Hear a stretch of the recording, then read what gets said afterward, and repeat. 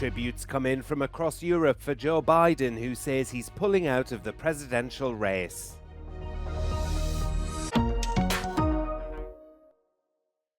If there had some medical condition that emerged. Joe Biden has ended his campaign for a second term in the White House 4 months ahead of November's presidential elections. In a written statement, he said serving as president had been the greatest honor of my life, but believed it was in the best interests of the party and the country to step down. Shortly after that announcement, he posted on X to endorse his Vice President Kamala Harris to replace him at the top of the ticket. She responded with a post of her own, thanking Biden for his extraordinary leadership and saying it was her intention to win the nomination. She's the frontrunner among Democrats to replace Biden, and the campaign fund has already been renamed Harris for President. Biden's endorsement was echoed by several Senate Democrats, including Elizabeth Warren of Massachusetts and Virginia's Mark Warner. But that doesn't mean she'll automatically run against Donald Trump in November's election. More than 4,000 delegates will meet to choose their presidential candidate at the party's national convention in Chicago in August. Shortly after the announcement, Donald Trump posted on his Truth Social account that Biden had never been fit to serve as president. He called him crooked and slammed his record on immigration. We had an economy. Calls for 81-year-old Biden to drop out grew louder after a televised debate with Trump in June in which he appeared physically and cognitively exhausted. He struggled to rebut his opponent's often false claims, gave rambling answers, and at times stared blankly into space. Biden's ally said he'd been suffering from a cold, and Biden himself admitted he was tired after traveling. But in subsequent public appearances, he frequently appeared tired and confused.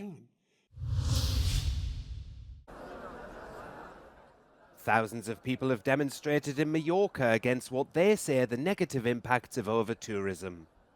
Organisers of the march say uncontrolled tourist numbers are causing a drop in wages, loss of quality of life and an increase in the price of housing. I ara és el moment que deim basta, que volem mesures concretes per limitar i decréixer el nombre de turistes que venen i millorar el benestar de la població local. Last year, Mallorca's airport authority, AENA, said departures and arrivals at Palma Airport for July alone were up 5.9% compared to the same month in 2022, with 4.3 million people passing through. That meant Palma was the third most popular summer destination in Spain, behind Madrid and Barcelona. And in Barcelona earlier this month, around 3,000 people protested against the impact of over-tourism. They were calling for action before a summer season that experts say will set new records in the city. Barcelona is Spain's most visited city, receiving 12 million people a year, many of whom arrive via cruise ship. But tourism is big business in Spain. The tourism lobby group Exceltur said tourism accounted for 71% of real growth in the Spanish economy last year. But many locals say they're not reaping the benefits and want more action to better manage the number of arrivals.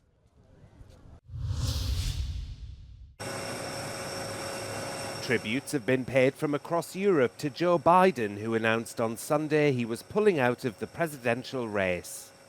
Biden said it had been the greatest honor of his life to serve as president, adding that he was endorsing his Vice President Kamala Harris to replace him at the top of the ticket. He said he would speak to the nation later this week in more detail about his decision. From Ukraine, President Volodymyr Zelensky thanked Biden for his unwavering support in the 2 years since the Russian invasion. "We will always be thankful for President Biden's leadership," he said, adding, "We respect today's tough but strong decision." Poland's Prime Minister Donald Tusk praised Biden for his difficult decisions, which he said made Poland, America, and the world safer. He also said the decision to drop out of the presidential race was probably the most difficult decision Biden had had to make. UK Prime Minister Keir Starmer said, "I respect President Biden's decision and I look forward to us working together during the remainder of his presidency." Starmer added that he knew that Biden had made his decision based on what he believes is best for the American people. Germany's Chancellor Olaf Scholz referred to Biden as my friend, adding thanks to him, transatlantic cooperation is close, NATO is strong, and the USA is a good and reliable partner for us. His decision not to run again deserves recognition. All my admiration and recognition for the brave and dignified decision of the President, began Spain's Prime Minister Pedro Sanchez. A great gesture from a great president who has always fought for democracy and freedom, he said. Police in Vienna say they've detained more than 50 people after they clashed with protesters trying to disrupt an anti-immigration march. Right-wing groups were calling for remigration, a term used to advocate for the mass return of migrants to their countries of origin. Left-leaning political parties called for protests against the demonstration, with hundreds of police deployed to keep the two groups apart. But clashes erupted, with some protesters throwing stones and bottles, injuring 3 police officers. Officials in North Macedonia say around 30 wildfires are still active in the south of the country. The most critical areas are near the Sirta mountain and around the remote region of Yasen. Soldiers have joined firefighting efforts near the Krivelak military base, where NATO training exercises are conducted. North Macedonia declared a state of emergency almost 2 weeks ago, and fire crews from Serbia, Croatia and Slovenia have been sent to help.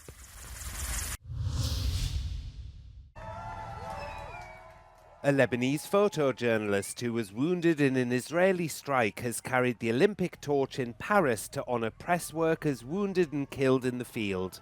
Christina Assi, who works for the AFP, was one of 6 journalists struck by Israeli shelling in southern Lebanon last year. The Israeli military said the incident was under review, maintaining that it didn't target journalists. The torch relay started in May and saw around 10,000 people carry the flame across France. U.S. President Joe Biden is out of the 2024 presidential election as the Democratic nominee. Biden has instead endorsed his vice, Kamala Harris, to replace him.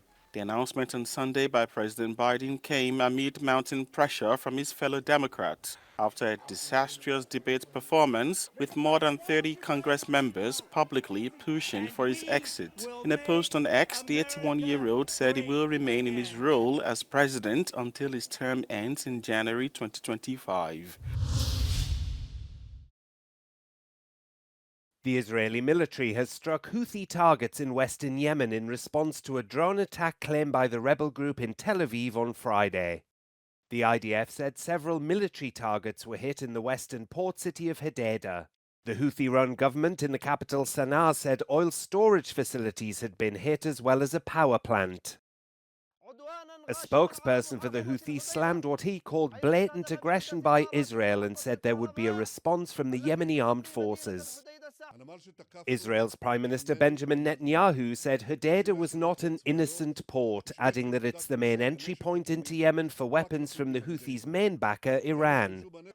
Saturday's attack comes after the Houthis claimed responsibility for a drone strike on Tel Aviv on Friday morning that killed 1 person and injured 10 others.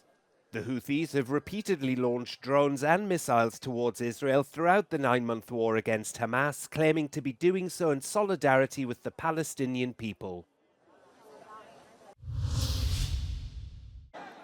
Bangladesh has extended its nationwide curfew as a top court rules on a civil service hiring quota, which has sparked violent protests.